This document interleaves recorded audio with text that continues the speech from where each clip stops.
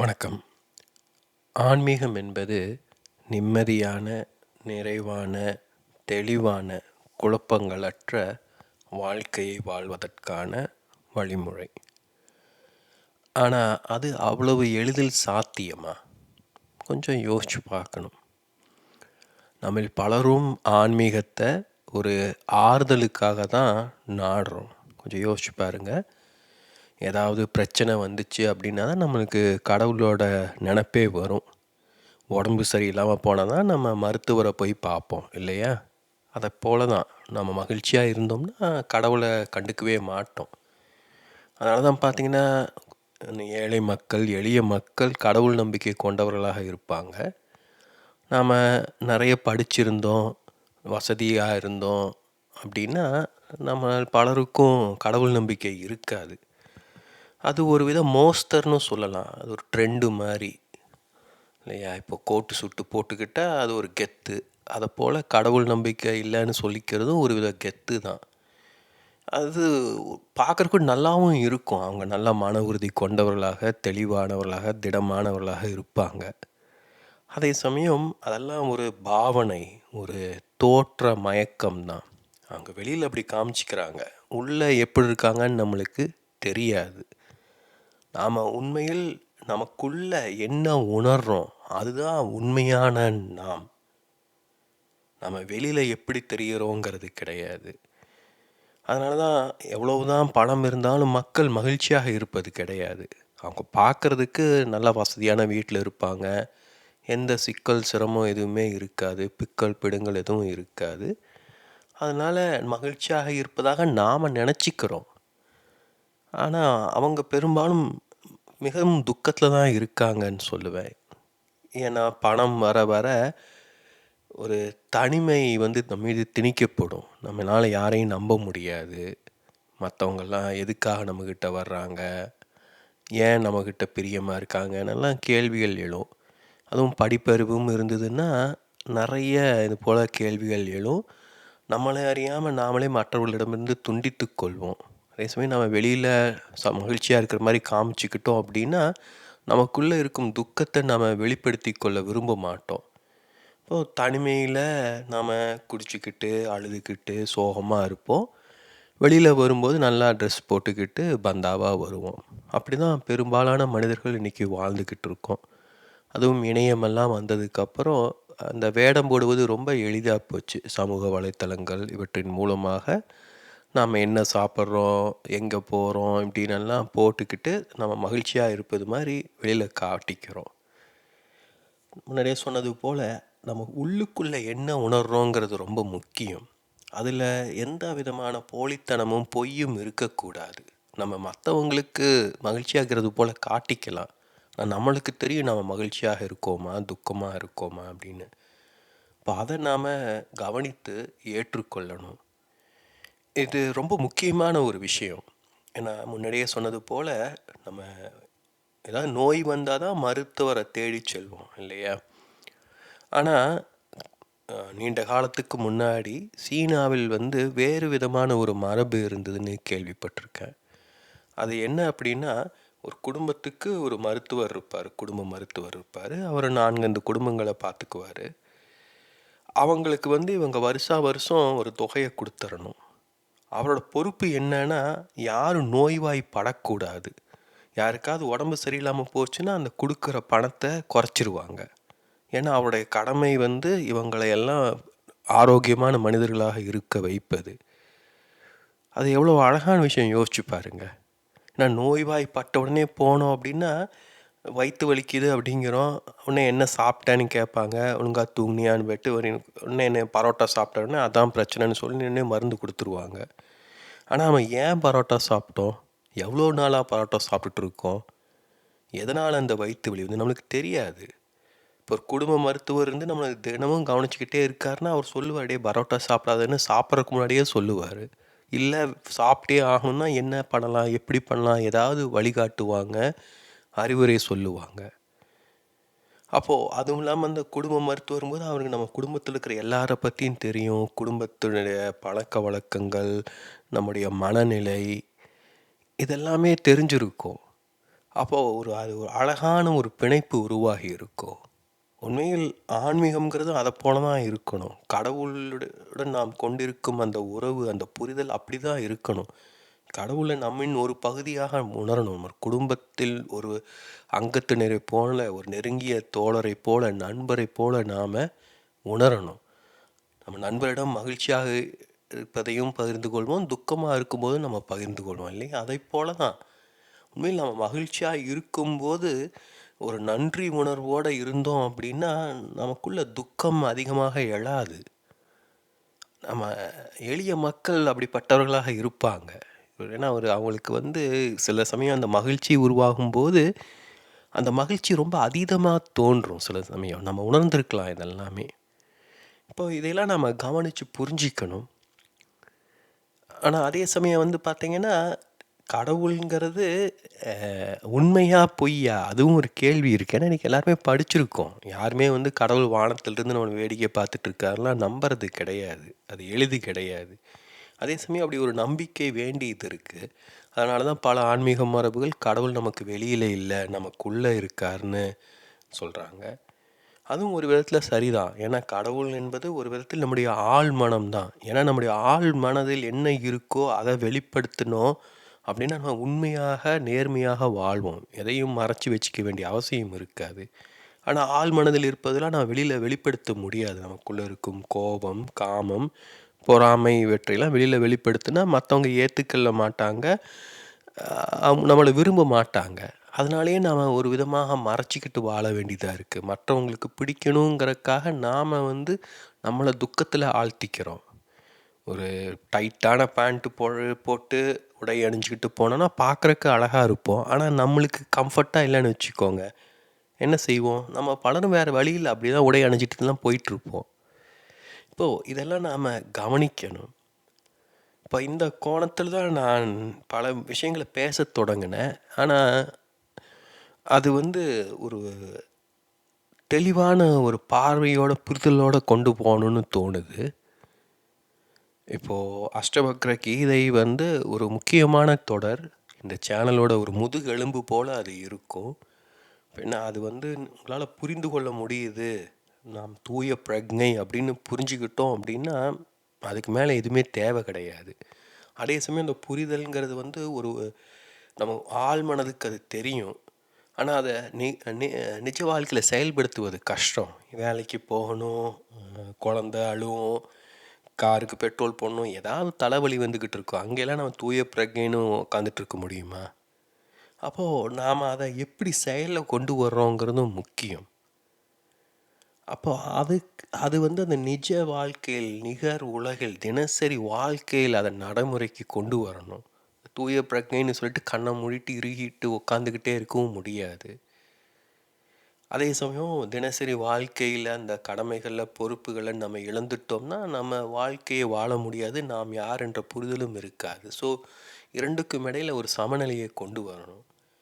அதற்கு நான் முன்வைக்கும் ஒரு வழிமுறை பார்த்திங்கன்னா தத்துவம். இது பலருக்கும் ஓப்பானதாக இருக்காது. ஏன்னா நம்ம ஆறுதலை தான் தேடிட்டுருக்கோம். துக்கமாக இருக்கோம்னா எல்லாம் சரியாக போயிடும்ப்பா, கவலைப்படாத அப்படின்னு சொன்னால் மனசுக்கு இதமாக இருக்கும். அதை தான் நம்ம எதிர்பார்க்குறோம். அது நடக்கும், கண்டிப்பாக நடக்கும். அதே சமயம் அந்த அந்த வார்த்தையால் பெரிய மாற்றங்கள் ஏற்படாது. அது ஒரு காயம் இருக்குது அப்படின்னா காயம் சரியாக போயிடும் சொன்னால் அந்த காயம் சரியாக போயிடுமா? மனசுக்கு ஆறுதலாக இருக்கும். ஆனால் அந்த உடல் அந்த வலியை உணர்ந்துக்கிட்டு தான் இருக்கணும். அந்த சரியாக சாப்பிட்டு ஒழுங்காக தூங்கி சரியான மாத்திரை போட்டு மருந்து போட்டால் தான் அந்த காயம் குணமாகும் இல்லையா? இப்போ அதை போல தான் இது. வெறுமன வார்த்தையால் சொன்னோம்னா எல்லாம் சரியாக போயிடாது. அது ஒரு தற்காலிகமான நிவாரணம் மட்டும்தான். அப்போது எப்படி சரி பண்ணுவது? அப்போ அந்த காயத்துக்கு நம்ம மருந்து போட வேண்டியது இருக்கும். சில சமயம் நாமளே ஒரு அறுவை சிகிச்சை போல் அதை காயத்தில் இருக்கும் அந்த அழுக்கு, தூசு, துரும்பெல்லாம் நீக்க வேண்டியது இருக்கும். அதெல்லாம் வலி தரும். அதுக்கு பயந்துக்கிட்டு நம்ம டாக்டர்கிட்ட போகாமல் அப்படியே அந்த காயத்தை வச்சுருந்தோம்னா அது இன்னும் பெரிய சிக்கலில் கொண்டு போய் விட்டுரும். அப்போ அந்த காயத்தை கவனித்து அதை தூசு துரும்பெல்லாம் நீக்கி அதை சுத்தப்படுத்தி மருந்து போடுவதைத்தான் நான் தத்துவம்னு சொல்கிறேன். அது எளிதாக இருக்காது. ஆனால் அதை கற்றுக்கிட்டோம் அப்படின்னா வாழ்க்கை சிக்கல் இல்லாமல் இருக்கும். அது சிக்கல் இல்லாமல் இருக்குன்னா உடனே அப்படி ஜாலியாக இருக்குன்னு சொல்ல முடியாது. அப்பவும் சிரமம் இருக்கும். ஆனால் அந்த சிரமத்தை நம்மளால் புரிஞ்சிக்க முடியும். இப்போ பேருந்து லேட்டாக வருதுன்னா கோவப்பட மாட்டோம். குழந்தை அழுகுதுன்னா கோவப்பட மாட்டோம். அது நுட்பமான புரிதல் நம்மளுக்கு கிடைக்கும். அதை கொஞ்சம் கொஞ்சமாக தான் நம்மளால் அடைய முடியும். ஏன்னா நம்ம உடனே குணப்படுத்துகிறோன்னு சொல்லிட்டு அதை அந்த என்ன காயம் ஏதுன்னு புரிஞ்சிக்காமல் எதையாவது செஞ்சோம்னா அதுவும் சிக்கலில் கொண்டு போய் விட்டுரும். ஸோ இது ஒவ்வொருவருக்கும் வெவ்வேறு விதங்களில், வெவ்வேறு வேதகத்தில், வெவ்வேறு ஆழத்தில் இதை செயல்படுத்த வேண்டியதாக இருக்கும். எல்லாத்துக்குமே ஒரு பொருத்தமான ஒரு தத்துவமாக நான் சொல்வது இருத்தலியல். நான் ஏற்கனவே அதை பற்றி பேசியிருக்கேன். இப்போ என்னோடய புரிதல்கள் எல்லாமே இருத்தலியல், நிகழ்வியல், இந்த ரெண்டோடையும் இணைத்து புரிந்து கொள்ள முடியலாம். இப்போ இருத்தலியல்ங்கிறது எக்ஸிஸ்டென்ஷியலிசம்னு சொல்லுவாங்க ஆங்கிலத்தில். எக்ஸிஸ்டன்ஸ்னால் இருத்தல், அந்த உயிருடன் இருத்தல். நாம் ஏன் இருக்கோம், நம்ம உயிரோடு இருக்கோம்னா அதுக்கு ஏதாவது பொருள் இருக்கா, என்ன இப்படி அப்படிங்கிறது தான், அந்த கேள்விக்குள்ளே போகிறது தான் இருத்தலியல். இப்போ நிகழ்வியல்ங்கிறது ஃபினாமினாலஜி. ஃபினாமினன்னா ஒரு நிகழ்வு. இப்போ நிகழ்வு எப்பவுமே பார்த்திங்கன்னா அதுக்கு ஒரு தொடக்கம் இருக்கும், முடிவு இருக்கும். அது காலத்தால் கட்டுப்படுத்தப்பட்டிருக்கும். அப்போது நாம் ஒன்று அந்த நிகழ்வில் பங்கு கொள்வோம், இல்லை நாம் அந்த நிகழ்வை கவனிச்சிக்கிட்டு இருப்போம். அப்போது நாம் ஒரு மனிதர் இருந்தால் தான் ஒரு நிகழ்வுக்கு பொருள் இருக்கும் இல்லையா? அப்போ நம்முடைய வாழ்க்கையே ஒரு நிகழ்வு தான். தொடக்கம் இருக்குது, முடிவு இருக்குது. நாம் அந்த வாழ்க்கையில் பங்கு கொள்கிறோம். ஒரு விதத்தில் வாழ்க்கை நம் மூலமாக நிகழுதுன்னு சொல்லலாம். இன்னொரு விதத்தில் நாம் வாழ்க்கையை மேற்கொள்கிறோம்னு சொல்லலாம். ரொம்ப நுட்பமான வித்தியாசம் இருக்குது ரெண்டுக்கும் நடுவில். நாம் வாழ்க்கையை மேற்கொள்கிறோம் அப்படின்னு நம்ம நினச்சோம்னா நமக்கு ஒரு பொறுப்பு வந்துடுது, ஒரு அதிகாரம் வருது. அப்போ சரியாக வாழ்ந்தாகணும் அப்படின்னு நம்ம நினைப்போம். அது ஒரு விதத்தில் நம்முடைய அகங்காரத்தை கொண்டு நம்ம கட்டுப்படுத்த பார்ப்போம். அதே சமயம் வாழ்க்கை நம் மூலமாக நிகழுது அப்படின்னு நம்ம எடுத்துக்கிட்டோம் அப்படின்னா நம்மளுக்கு பெருசாக பொறுப்பெடுத்துக்க வேண்டாம். அப்படியே இயல்பாக வாழ்க்கை விட்டுற முடியும். ஒரு குழந்தைக்கு வாழ்க்கை நிகழுது. அந்த குழந்தை வாழ்க்கையை வாழ்வது கிடையாது. அது அதிகாரத்தை கொண்டு எதுவும் செய்கிறது கிடையாது. ஆனால் ஒரு 40-45 வயது மனிதன் வாழ்க்கையை நிகழவிட முடியாது, வாழ்ந்தாகணும். ஆனால் அது ஆன்மீக வழிமுறையும் கிடையாது. ஏன்னா ஆன்மீகம் என்பது அகங்காரத்தை கடந்து செல்வது. இப்போது நான் சொல்வது இந்த இரண்டுக்கும் இடையில் ஒரு பாதையை நாம் கண்டுபிடிக்கணும். அது இருத்தலியல் வாழ்க்கைனா என்ன அப்படி இப்படின்னு கேட்டு அது ரொம்ப குழப்பத்தில் கொண்டு போய் விட்டுரும் சில சமயம். அதே சமயம் வாழ்க்கை நிகழட்டும்னு சொல்லி நம்மளால் அப்படியே உட்காந்து தேமையேன்னு பார்த்துக்கிட்டு இருக்கவும் முடியாது. இப்போ பெட்ரோல் விலை ஏறிட்டுருக்கு, கேஸ் சிலிண்டர் கிடைக்கிறது பிரச்சனையாக இருக்குது, எவ்வளவு கவலைகள் இருக்குது, யோசிச்சு பாருங்கள். அப்படியே நடக்கட்டும்னு விட்டுற முடியுமா? அதே சமயம் எல்லாவற்றையும் நம்மளால் கட்டுப்படுத்த முடியுமா? நம்மளால் போரை நிறுத்த முடியுமா? இப்போது நம்முடைய எல்லை எது? நம்மால் எது கட்டுப்படுத்த முடியும்? எதை நாம் கட்டுப்படுத்தலாம், எதை கட்டுப்படுத்தணும், எதை கட்டுப்படுத்தக்கூடாது, எதை கட்டுப்படுத்த தேவையில்லை, எதை கட்டுப்படுத்தினாலும் பயனில்லை, இதெல்லாம் புரிஞ்சிக்கணும். இது ஒவ்வொருவருடைய வாழ்க்கையிலும் வேறுபடும். இப்போ இதெல்லாம் யோசிக்க கொஞ்சம் குழப்புற மாதிரி இருக்கும். ஆனால் பொறுமையாக கவனியுங்க. புரியலன்னா 2-3 டைம் கேளுங்க, நல்லா கிரகித்து கொள்ளுங்க இதை. ஏன்னா நம்முடைய வாழ்க்கை என்பது அது எப்படி வேணாலும் எடுத்துக்கலாம். அது நிகழுதுன்னு சொல்லலாம், ஆனால் நாம் நிகழ்த்துறோன்னு சொல்லலாம். எப்படி இருந்தாலும் அது சரியாக இருக்கணும், நிம்மதியாக இருக்கணும் இல்லையா? அதுக்கு நம்ம ஏதோ ஒரு விதத்தில் பொறுப்பெடுத்து கொண்டே ஆகணும். நான் சொல்கிறது பொறுப்பெடுத்துக்கணும்னு ஒன்றே பெருசாக அப்படியே பயந்துக்க வேண்டாம். இந்த காணொலியை ஒழுங்காக முழுசாக உள்வாங்கிக்கிறதே ஒரு வித பொறுப்பெடுத்து கொள்வது தான். இப்போ நான் உட்காந்து கவனமாக பேசுகிறேன். இப்போது நான் காணொலிகளை உருவாக்கி நீண்ட கால நாட்கள் ஆயிடுச்சு. இப்போது முதல்ல அப்படியே மனசில் வரதெல்லாம் அப்படியே கொட்டிக்கிட்டு இருந்தேன். இப்போது அது எனக்கு ஓப்பானதாக தோணலை. நான் நிதானமாக தெளிவாக பேசணுன்னு தான் பொறுமையாக பேசிகிட்ருக்கேன். ஒரு திட்டம் போட்டு ஒரு தெளிவான புரிதலோடு நீ காணொலியில் உருவாக்கணும்னு நினச்சிக்கிட்டு இருக்கேன். அதாவது இப்போது பார்த்திங்கன்னா இந்த வார்த்தைகள் என் மூலமாக வெளியே வருது. வாழ்க்கை நிகழ்வதைப் போல் வார்த்தைகள் என் மூலமாக வெளிவருது. அது முதல்ல தோன்றதெல்லாம் பேசிகிட்டு இருந்தேன். இப்போ அதுக்குள்ளே ஒரு கட்டுப்பாட்டுக்குள்ளே கொண்டு வந்துட்டேன் இல்லையா? இப்போது இதுதான் நான் சொல்கிறேன், இதை போலவே நம்ம வாழ கற்றுக்கணும். அது கை எப்போவுமே மூடியே இருந்தது, கையை திறக்கவே முடியலன்னா கையில் ஏதோ பிரச்சனை இருக்குதுன்னு பொருள் இல்லையா? அப்போ நம்ம எதையும் பிடிக்க முடியாது, அந்த கையால் எந்த பயனுமே இல்லை. அதே சமயம் கை விரிஞ்சே கிடக்க, அதை மூடவே முடியலன்னாலும் ஏதோ பிரச்சனை இருக்குதுன்னு பொருள். அந்த கையை நமக்கு தேவையான போது விரிக்கணும், நமக்கு தேவையான போது மூடணும். அது நம்முடைய கட்டுப்பாட்டுக்குள்ளே இருக்கணும். அதுதான். அதுக்காக கட்டுப்பாட்டுக்குள்ளே இருக்குன்னா அது நம்ம எப்படி அகங்காரத்தை கொண்டு ஒரு போரை நிறுத்தும் அளவுக்கு அதுக்கு முயற்சி செய்யணும் இல்லை இல்லையா? நம்ம மனசுக்குள்ளே தோணும் போதே அது இயல்பாக அந்த உடல் அதுக்கேற்ற மாதிரி ரியாக்ட் பண்ணும். அதுதான் வாழ்க்கை. அப்போது அதை எப்படி அந்த இடத்துக்கு போகிறது, அது எளிது கிடையாது. அதனால தான் வாழ்க்கை ரொம்ப சிக்கலானது. வாழ்க்கை என்பது ஒரு கலைன்னு சொல்கிறோம். ஏன்னா கலைன்னா ஒரு ஓவியரை யோசிச்சுக்கோங்க, இல்லை ஒரு இசைக்கலைஞரை யோசிச்சுக்கோங்க.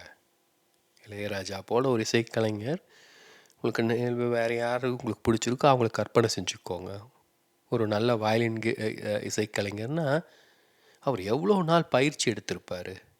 அதே சமயம் அந்த பயிற்சி ஒரு இராணுவ வீரோட அணிவகுப்பு மாதிரியும் இருக்காது. லெஃப்ட் ரைட்னு வாசிக்கிறது கிடையாது இல்லையா? அது ஒரு உணர்வையும் அவங்க வெளிப்படுத்துகிறாங்க.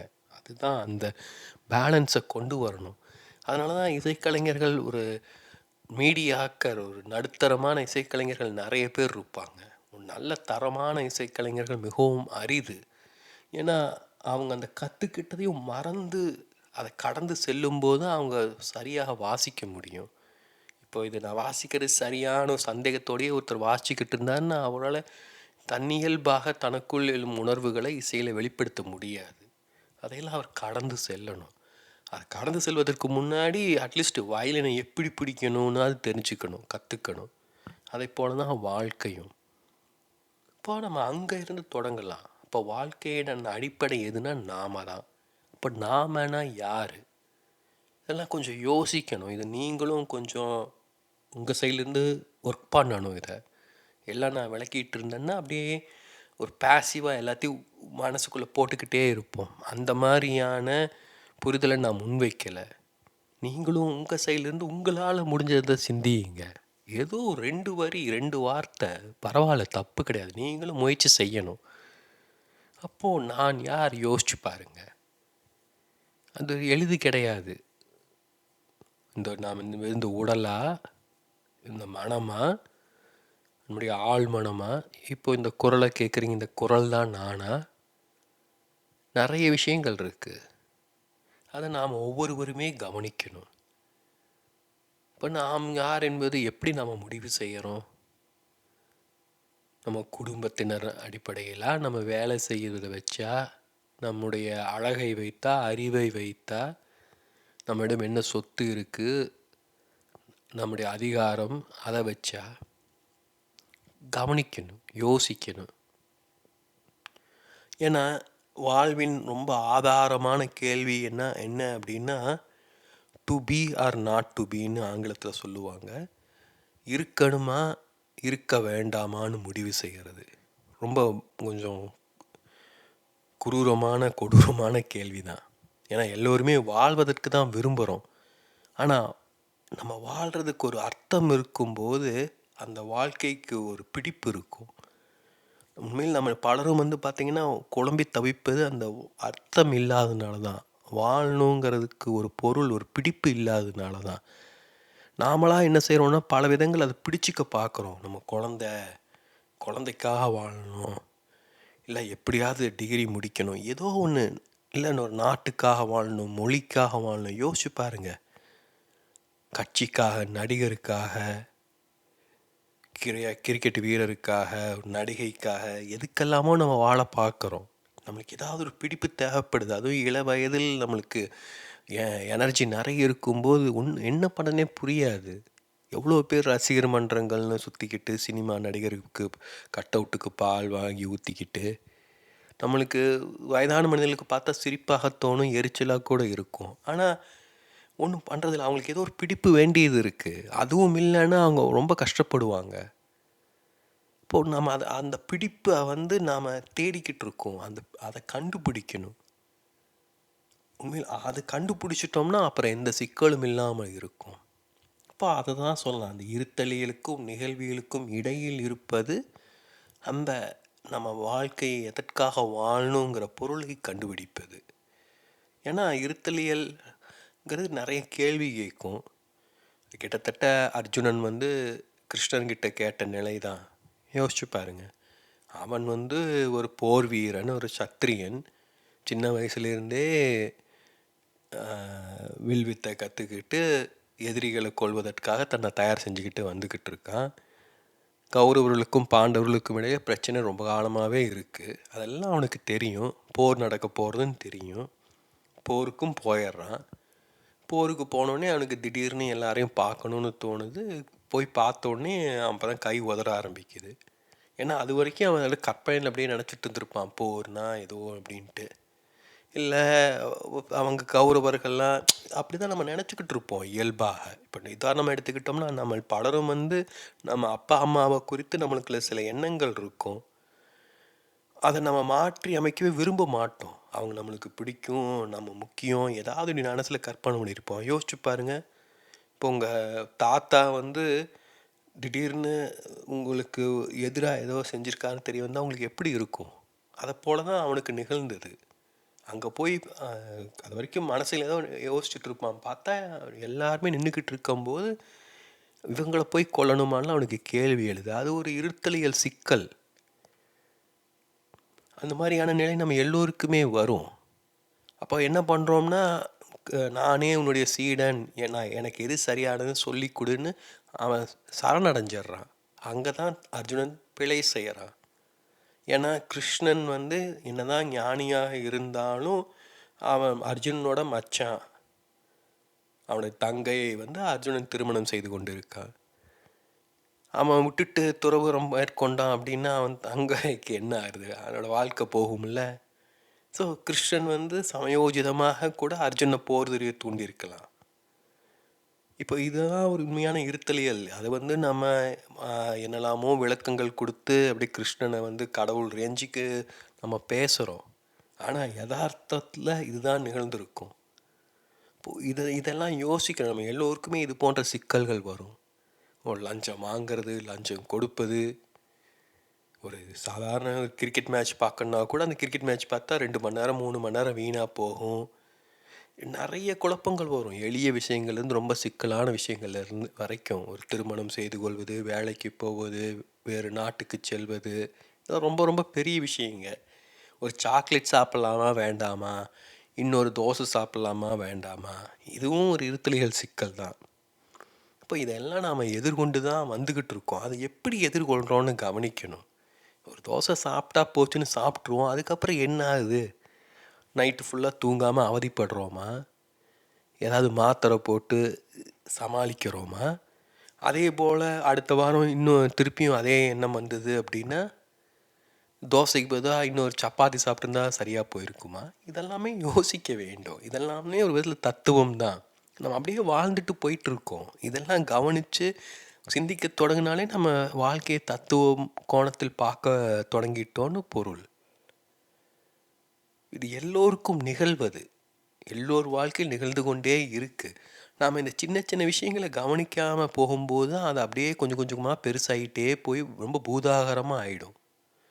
அப்போது இங்கிருந்தே நாம் ஆரம்பிக்கணும், எளிமையான விஷயங்கள்ல இருந்தே. அப்போது இந்த கேள்விகள்லாம் நமக்குள்ளே தான் எழணும். நிறைய பேருக்கு இந்த கேள்விகள்லாம் இருக்கும். ஆனால் நம்ம என்ன பண்ணுறோம்னா அதை இன்னும் ஆழ்ந்து உள்ளே போகாமல் அர்ஜுனன் கிருஷ்ணன் தேடி போன மாதிரி நாம் யாராவது கிடைக்க மாட்டாங்களான்னு தேடுறோம். யார் கிடைச்சாலும் யாராலையும் நம்மளுக்கு உதவ முடியாதா? நம்ம புரிஞ்சிக்கணும். ஏன்னா இது ஒரு டாக்டர்கிட்ட போகிற மாதிரி தான். முன்னாடியே சொன்னது போல் ஒரு குடும்ப மருத்துவர் இருக்கார். நம்ம பிறந்ததுலேருந்தே அவருக்கு நம்மளை தெரியும், நம்ம அப்பா அம்மாவை தெரியும் அப்படின்னா அவருக்கு எளிதில் நம்மளை குணப்படுத்திடுவார். ஆனால் நம்மளுக்கு சம்மந்தமே இல்லாத ஒரு மருத்துவரை போய் நம்ம சந்தித்தோம்னா அவருக்கு நம்மளை பற்றி என்ன தெரியும்? யோசிச்சு பாருங்கள். அதை போல தான் இப்போ நானும் வேறு எந்த ஒரு குருவோ ஆசிரியரோ வழிகாட்டியோ அப்படி தான். எதுவுமே தெரியாது உங்களை பற்றி. அப்போது நாம் ஏதாவது சொன்னோம்னா அது உதவுமா உதவாதா, அதை உதவுச்சுனாலும் அது உண்மையாக உதவுச்சா இல்லை ஒரு ஃப்ளூக்கில் உதவுச்சா எதுவுமே சொல்ல முடியாது. நம்ம உடனே என்ன பண்ணுறோம், ஐயோ அவர் நல்லா பேசுகிறாருப்பா, அவர்கிட்ட போனால் நல்லா தெளிவாக இருக்குது அப்படின்னு சொல்லி உடனே காலை விழுகிறோம். அதெல்லாம் நாடகம், புரிஞ்சிக்கணும். நான் எப்போதுமே சொல்லுவேன், நம்ம எல்லோரிடமும் ஞானம் இருக்குது, நம்ம யாருமே முட்டாள்கள் கிடையாது. நம்மளுக்குள்ளே இருக்கும் அந்த ஞானத்தை நாம் அவதானித்து அதை சரியாக புரிஞ்சு தொகுத்துக்கிறது கிடையாது. அதுதான் சிக்கல். அப்போது அதை தொகுத்துக்கணும்னா நம்ம நிறைய தெரிஞ்சிக்க வேண்டியது இருக்குது. இது போன்ற காணொளிகளை கேட்கணும், கேள்விகள் கேட்கணும், சிந்திக்கணும். அதுக்கெல்லாம் சலிச்சுக்கிறோம். நம்ம அப்படியே வாழ்க்கையை அப்படியே ஜாலியாக வாழ்ந்துட்டு போகக்கூடாது அப்படி தான் ஆசைப்படுறோம் எல்லாருமே. அப்படி கிடையாது வாழ்க்கை. நாம் மிருகங்கள் கிடையாது. மிருகங்கள் அப்படியே வாழ்ந்துட்டு போயிடும். மனிதர்கள் வாழ்க்கையை புரிந்து கொள்ளணும். புரிந்து கொள்ளும்போது தான் வாழ்க்கைக்கு ஒரு தெளிவு கிடைக்கும், ஒரு பிடிப்பு கிடைக்கும். இப்போ அதே சமயம் ரொம்ப சிக்கலாக்கிக்கவும் வேண்டாம், எளிமையாக நம்ம கொண்டு போகலாம். இப்போ இதன் அடிப்படையில் அந்த எழுத்து முயற்சி தொடருங்கிறது இருக்குது. இப்போ அந்த தொடரில் நீங்கள் அந்த கேள்விகளை கவனித்து அதெல்லாம் எழுதிட்டு வந்தீங்கன்னா அதையும் நீங்கள் இணைத்து புரிஞ்சிக்க முடியும். நம்ம எந்த மாற்றம் உடனே நடக்காது, அதை புரிஞ்சிக்கணும் ஃபஸ்ட்டு. இதெல்லாம் இந்த வழிமுறையில் உங்களுக்கு ஒரு தெளிவான புரிதல் ஏற்படனா சில மாதங்கள் ஆகும், சில வருடங்கள் கூட ஆகும். எவ்வளவு நாட்கள் நீங்கள் அவ்வளோ ஆழமாக புரிஞ்சுக்கிறீங்களோ அவ்வளவு ஆழமாக அந்த புரிதல் நிகழும். ஆனால் அந்த புரிதல் நிகழ்ந்ததுன்னா அது உங்களை விட்டு நீங்கவே நீங்காது. ஏன்னா அந்த புரிதல்லாம் உங்களுக்குள்ளே இருந்து வருது. நான் வெளியிலிருந்து தரலை. நான் ஒரு மந்திரத்தை சொல்லுங்கள், இதை தினமும் 1008 தடவை ஜபிச்சா எல்லாம் சரியாக போயிடும்னா நான் சொல்லலை. அதெல்லாம் போலித்தனம். அதெல்லாம் விட்டு ஒதுக்கணும். நம்ம உண்மையில் நம்மிடம் அறிவு இருக்குது. நாம் யாரும் முட்டாள்கள் கிடையாது. நம்ம எல்லாருமே ஒரு போர் வீரர்கள் போல தான். நமக்குள்ளே அந்த போரிடும் திறமை இருக்குது. நாம் அதுக்கு தயார் செய்து கொள்ளணும். நம்மளை இவ்வளோ நாள் நம்மளை மற்றவங்களை நம்பியே வாழ்ந்துட்டோம். நம்மளை நாம் நம்ப தொடங்கணும். அப்போ நாம் உறுதியாக 2 காலில் எழுந்து திடமாக நிற்க கற்றுக்கணும் முதல்ல. அது எளிது கிடையாது. நானும் புலம்பிகிட்டு இருந்திருக்கேன் இல்லையா, துக்கம் தாழாமல். ஆனால் நடக்கும். சோர்ந்து போயிடக்கூடாது. வாழ்க்கை என்பது நம்ம வாழணும்னு ஆசைப்படுது. நம்ம துக்கப்படுவதற்காக பிறக்கலை. நம்ம எப்படி வாழ்கிறதுன்னு தெரியாதனால தான் துக்கத்தில் சிக்கிக்கிட்டு இருக்கோம். இப்போ மகிழ்ச்சியாக இருந்தோம்னா அந்த மகிழ்ச்சியை நாம் உறுதியாக்கி கொள்ளணும். அந்த மகிழ்ச்சியையும் நம்ம பாதுகாக்க கற்றுக்கணும். பல சமயம் நம்ம மகிழ்ச்சியாக இருக்கும்போது தான் தலைகால் புரியாமல் தன்னிலை இழந்து ஏதாவது செஞ்சு மாட்டிக்குவோம், முட்டாள்தனமாக எதையாவது செஞ்சுக்கிட்டு. துக்கம் இருக்கிறவங்க கூட கொஞ்சம் கவனமாக இருப்பாங்க. இப்போ இதையெல்லாம் நாம் கவனிக்கணும். இப்போது இதை இந்த பாதையில் செல்லணும் அப்படின்னா இதுக்கு இருத்தலியல் குறித்த புரிதல்கள் தேவை. இப்போது இருத்தலியல் குறித்த புரிதலை எப்படி உருவாக்குவது? அதுக்கு நிறைய நூல்கள் இருக்குது, நிறைய வாசிக்கலாம். ஆனால் அது எல்லோருக்கும் எளிதானது கிடையாது. பலருக்கும் கதை கேட்பதில், கதைகளை வாசிப்பதில் ஒரு ஆர்வம் இருக்கும். அதனால் ஒரு கதையிலிருந்தே அதை தொடங்கலான்னு சொல்லி நினைப்பேன். அது ஃப்ரான்ஸ் காஃப்காவோட உருமாற்றம்ங்கிற ஒரு நாவல். ரொம்ப சின்னது தான், 100-110 பக்கம் இருக்கும், அவ்வளவுதான். ஆனால் ரொம்ப எளிமையான நாவல். அதை அதோட மொழிபெயர்ப்பை நான் என்னுடைய தளத்தில் வெளியிடுவதாக இருக்கேன். இப்போ அதை நீங்கள் வாசிச்சிங்கன்னா உங்களுக்கு அந்த புரிதல் கிடைக்கும். இது நீங்கள் வாசிக்க கற்றுக்கொண்டே ஆகணும். ஏன்னா வாசிப்புங்கிறது உங்களுடைய வேகத்துக்கு, உங்கள் மனம் செயல்படும் விதத்துக்கேற்ப உங்களால் வாசிக்க முடியும். இது உங்களுக்காக நீங்கள் செய்யும் செயல். நான் பேசும்போது என்னோட மனசு எப்படி வேகமாக செயல்படுது, என்னுடைய சிந்தனைகள் எப்படி இருக்குங்கிறது அடிப்படையில் உங்களுக்கு சில புரிதல்கள் கிடைக்கும். இது என்னுடைய புரிதலை நீங்கள் பிரதிபலித்து ஒரு கண்ணாடியில் பிரதிபலிச்சுக்கிறது போல், ஒரு ஃபோட்டோ பிடிப்பதை போல் உங்கள் ஆழ்மனம் உள்வாங்கி கொள்ளுது. மாறாக நீங்களே வாசிக்கும் போது அதற்கான புரிதல் வேறுபடும். இப்போ உங்களுக்கு வாசிப்பு பழக்கம் இல்லைன்னா நீங்கள் கற்றுக்கொண்டு ஆகணும். எழுத படிக்க தெரியாதுன்னா ஒன்றும் பண்ண முடியாது. வாழ்க்கையில் சில விஷயங்கள் நம்மளுக்கு தெரியலைன்னா அதுக்கு வாய்ப்பே இல்லை. நம்மளுக்கு கண்ணு தெரியலன்னா சூரிய உதயத்தை பார்க்க முடியாது. அது ஒன்றுமே பண்ண முடியாது. கண்ணு தெரியாமல் இருக்கிறதுங்கிறது வேற, எழுத படிக்க தெரியாமல் இருக்கிறதுங்கிறது வேற. ஏன்னா நம்ம அதுக்கு முக்கியத்துவம் கொடுக்கலன்னு பொருள். அப்போ நம்முடைய வாழ்க்கைக்கு நாம் பொறுப்பெடுத்துக்கலைங்கிறது பொருள். அதுக்கு நம்ம என்ன வேணால் காரணம் சொல்லலாம். சின்ன வயசில் நம்மளுக்கு அவங்க சொல்லித்தரல, இப்படி வாய்ப்பு கிடைக்கல, அதெல்லாம் கடந்த காலம். நீங்கள் எதிர்காலத்தை ஒழுங்காக வாழணும் அப்படிங்கிற ஒரு புரிதல் இருந்தால் அதற்கான முயற்சிகளை நீங்கள் தான் மேற்கொள்ளணும். ஸோ முதல்ல அந்த மாதிரியான மனிதர்களை கருத்தில் கொண்டுக்கிட்டு தான் பேசிக்கிட்டு இருந்தேன். இனிமேல் அப்படி கிடையாது. இப்போ என்னுடைய புரிதல்களை உள்வாங்கிக் கொள்ளணும்னா நீங்கள் உங்கள் சைட்லேருந்து முயற்சி எடுக்கணும். அப்போது இந்த காணொலியை நல்லா உள்வாங்கிக் கொள்ளுங்க. நான் மொழிபெயர்ப்பை நானும் சீர்திருத்திட்டு இருக்கேன். என்னுடைய தளத்தில் வெளியிட்டதுக்கப்புறம் நான் அதை பற்றின குறிப்புகளை தர்றேன். அதன் அடிப்படையில் நான் புதிய காணொலியில் உருவாக்க தொடங்குவேன். இது ஒரு புதிய விதமாக இருக்கும். இது பலருக்கும் புதுசாக இருக்கலாம். ஆனால் அதுவே ஒரு சுவாரஸ்யத்தையே தரும். அதையும் நான் சொல்லிடுறேன். ஏன்னா இன்றைக்கி இதுதான் நம்முடைய தேவைன்னு எனக்கு தோணுது. நிறைய பேர் நம்ம உள்ளுக்குள்ளே பயந்துக்கிட்டு வாழ்க்கை எதிர்கொள்ளவே சிரமப்பட்டுக்கிட்டு இருக்கோம். அதையெல்லாம் நாம் புரிஞ்சிக்கிட்டு மீண்டு வரணும். நம்ம எல்லோருமே மனிதர்கள், யாரும் மகான்கள் கிடையாது, யாருமே புனிதர்கள் கிடையாது. எல்லோருமே தவறுகள் செஞ்சுருப்போம். நிறைய குற்ற உணர்வு, நிறைய விஷயங்கள் உள்ளே இருக்கும். அதையெல்லாம் ஏற்றுக்கணும். இட்ஸ் ஓகே, முடிஞ்சது முடிஞ்சிருச்சு, அடுத்து என்ன நடக்குதுன்னு பார்க்கலாம். அதே சமயம் அது என்ன வேணால் பார்த்துக்கலாம்னு சொல்லிட்டு வீம்பாகவும் வாழ முடியாது. ஏன்னா அது உள்ளுக்குள்ளே அந்த கனம் இருக்கலாம், அந்த குற்ற உணர்வு, ஒரு சோகம், இதெல்லாம் இருக்கக்கூடும். அது அப்போ வெளியேறும். அமுத்தியே வச்சுக்கிட்டு இருக்க முடியாது. முன்னாடியே சொன்னது போல் நமக்கு நாம் நேர்மையாக இருக்கணும், உண்மையாக இருக்கணும்.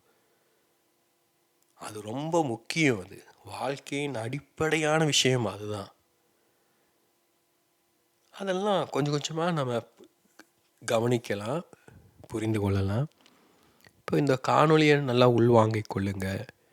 இந்த படத்தை கவனிங்க. இந்த படத்துக்கும் இந்த காணொலிக்கும் என்ன சம்பந்தம்? வாழ்க்கைக்கும் இந்த காணொலிக்கும் இந்த படத்துக்கும் என்ன சம்பந்தம்?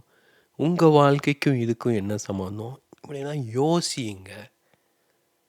இப்போது இதை நீங்கள் எழுத்து முயற்சி அந்த வடிவத்தில் நீங்கள் எழுதவும் செய்யலாம் உங்களை புரிதல்களை.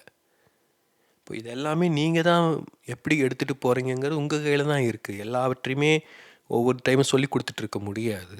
ஏன்னா எழுத்து எவ்வளோ முக்கியம்னு நான் பல இடங்களில் பேசியிருக்கேன். மொழி எவ்வளோ முக்கியம்னு பல இடங்களில் பேசியிருக்கேன்.